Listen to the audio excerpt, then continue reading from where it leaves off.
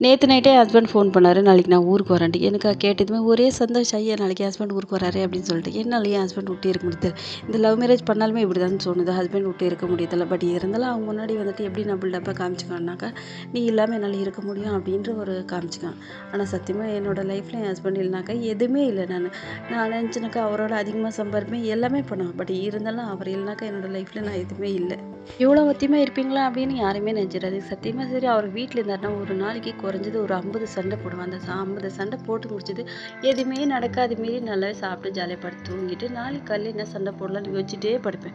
அதுதான் நான். காலையில 7 மணிக்கு எழுந்துட்டேன். பிரேக்ஃபாஸ்ட் பார்த்தீங்கன்னாக்கா காலையில கோதுமை தோசைக்கு எல்லாமே ரெடி பண்ணி வச்சிருந்தேன். எனக்கு 2 தோசை 2 பேருக்கும் ஒவ்வொரு தோசை போட்டு கொடுத்துட்டு அப்படியே பிளாக் டீ போட்டுட்டு 3 பேருமே காலையில பிரேக்ஃபாஸ்ட் முடிச்சிட்டோம். அதுக்கப்புறம் அவங்க அப்பா வந்துட்டு அவர் கூட கொஞ்ச நேரம் பேசிட்டு அதுக்கப்புறம் என்ன சாப்பாடு வேணும்னு கேட்டேன். தக்காளி சாதம் தான் வேணும் அப்படின்னு சொன்னாரா. சிம்பிளாக தக்காளி சாதம் ஸ்பைசஸ் எதுவுமே போடாமல் தக்காளி சாதம் செஞ்சேன். செம சூப்பராக இருந்துச்சு. இன்னொரு வீடியோவில் பார்க்கலாம்.